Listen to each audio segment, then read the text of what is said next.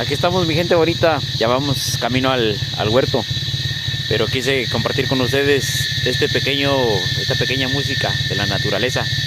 Es aquí el canto de las chicharras, unos animalitos que salen en esta temporada y pues se escuchan todas las mañanas cuando hace mucho calor, siempre están cantando, están muy alegres, igual que nosotros. Y por allá vemos un hermoso lago y aquí el camino rumbo al sembradío de aguacates.